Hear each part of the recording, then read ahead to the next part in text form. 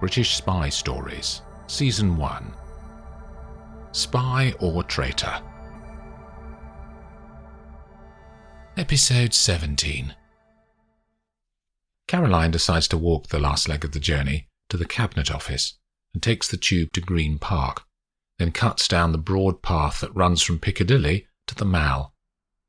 She walks fast, not due to any lateness, but because that is what she has always done, going somewhere quickly throughout her life.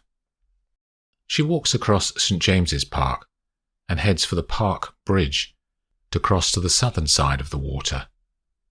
She thinks about her current case and wonders how likely it is to be successful. The security services are famously reticent when it comes to appearing in court. She knows that from 20 years of hearing Stephen stop mid-sentence when he knows that he has reached the limits of what she can know.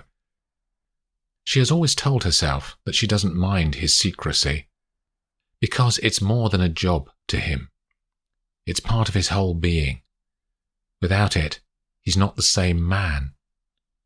Caroline had known what he did from the outset, and it seemed exciting at first to have a boyfriend with a job that she couldn't talk about.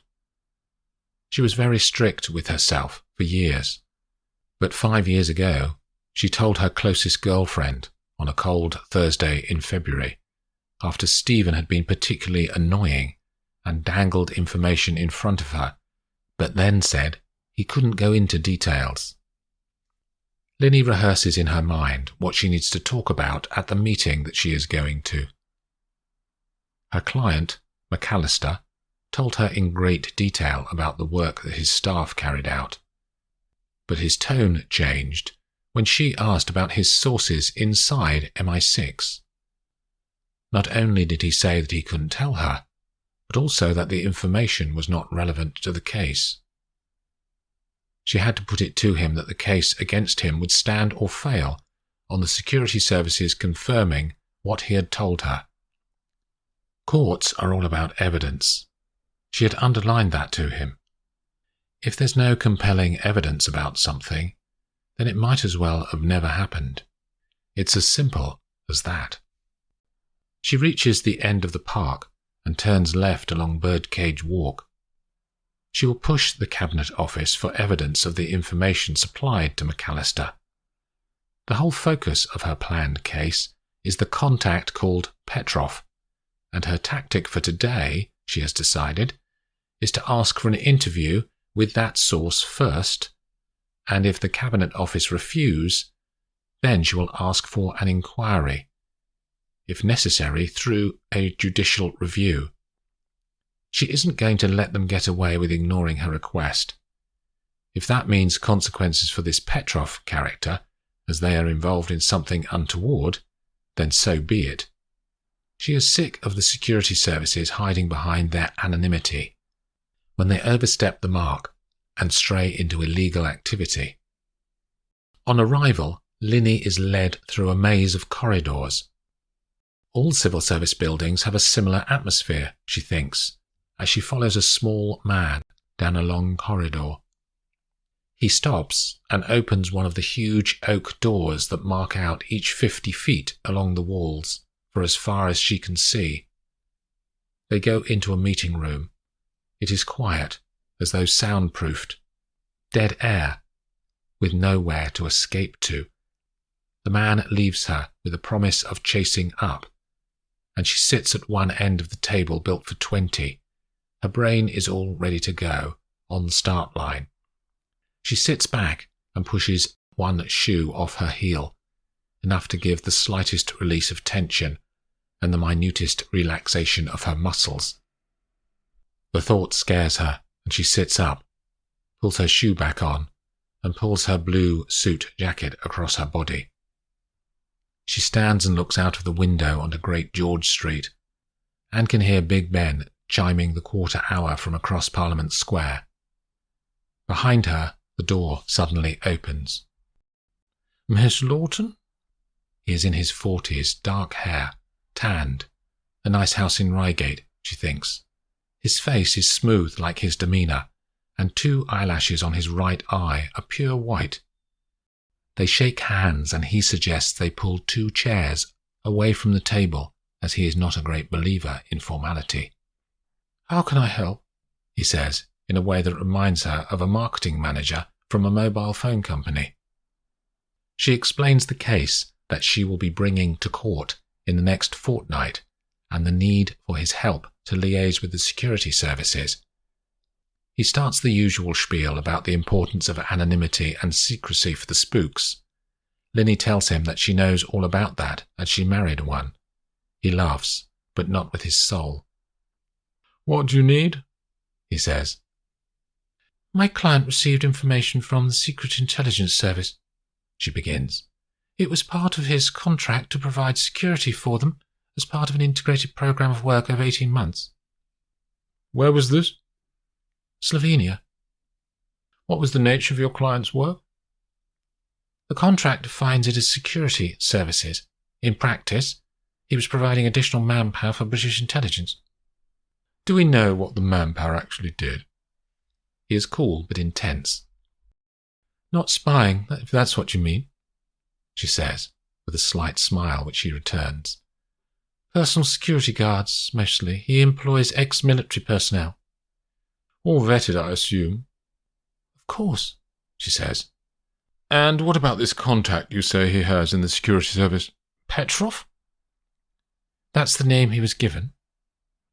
"I can't confirm if there is someone in either MI5 or the SIS with that name, I'm afraid." "I understand the policy of denial that security services use," she says. "I don't need to know their real name. I just need a video link interview with me, 1-to-1, and a live black screen video feed in the court to give their evidence." "What is the information that was passed to your client?" The man is becoming more closed, she perceives. "Just the detailed operation that his team would need to be involved with." "You're saying that details of the SIS operations were given to your client?" he says.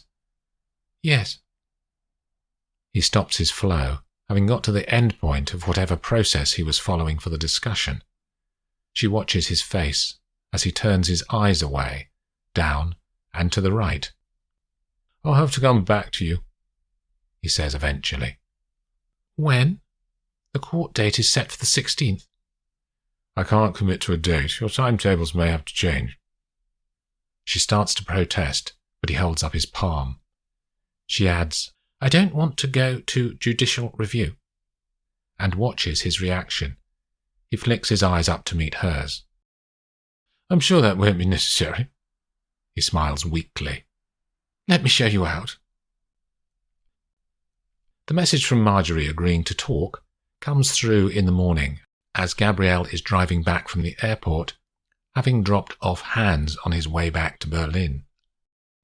She hasn't particularly been looking forward to the conversation, as she can't work out a legitimate rationale for Marjorie to be a spike node of activity in Jim's data. She grabs the tablet from her room and books a meeting room at the reception desk of the business suite on the 3rd floor. There are 5 rooms.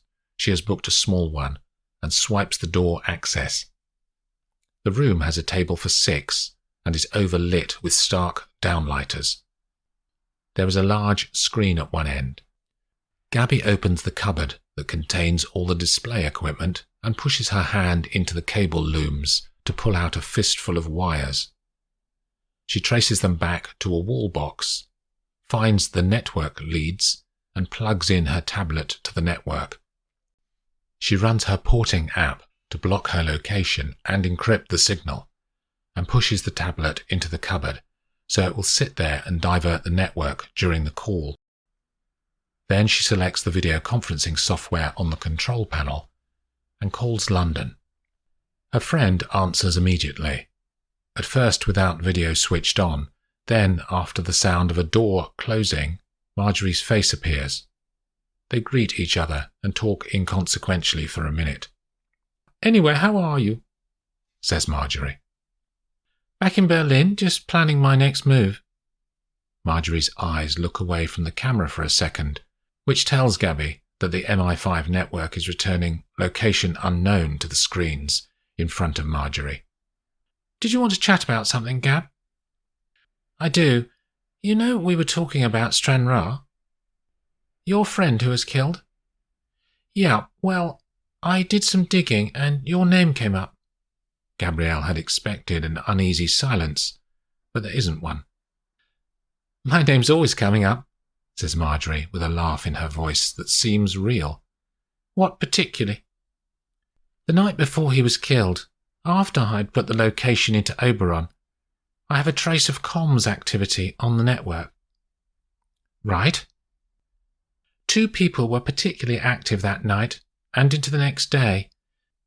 One was in Berlin, and the other was you.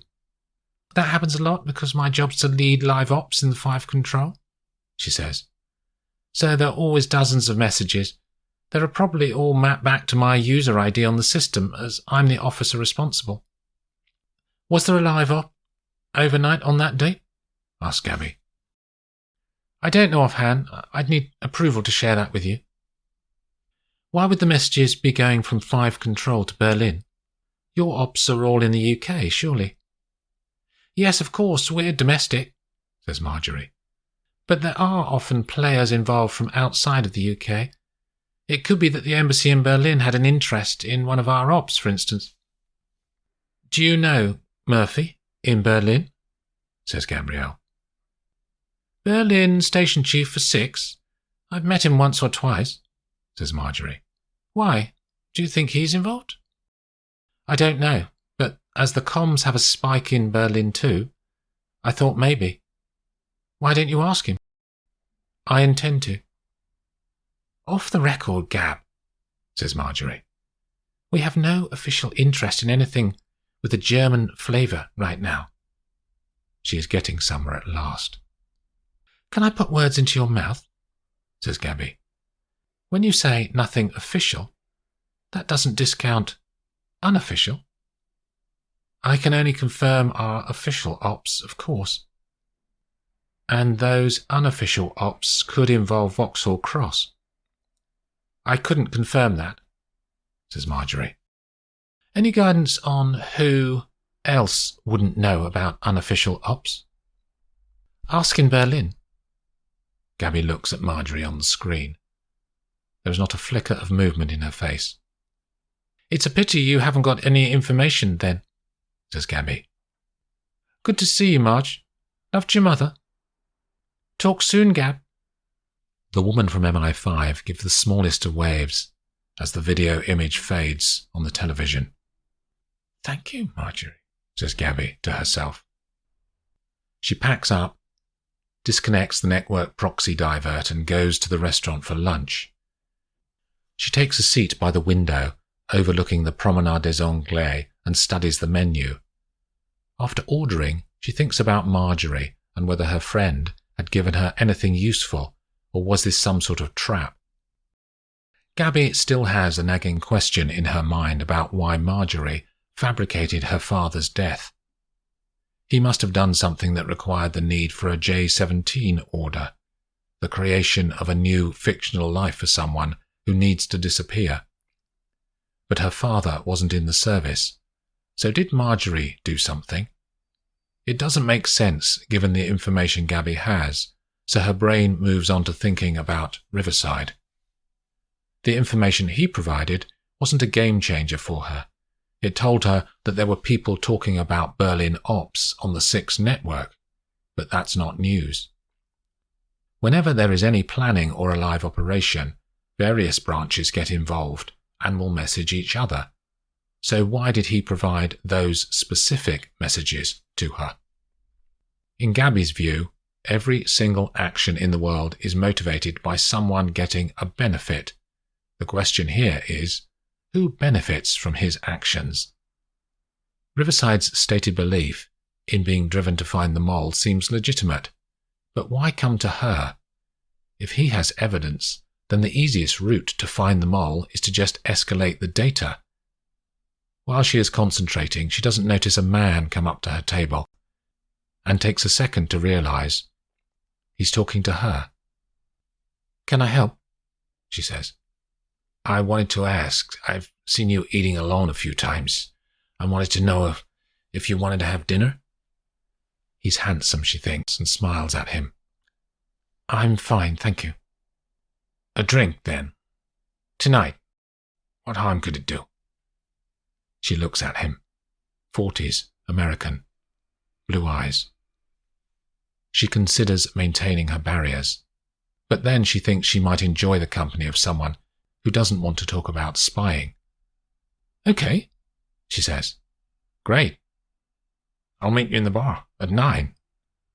Sure. I'm Charlotte. What's your name? James McKinney, he says.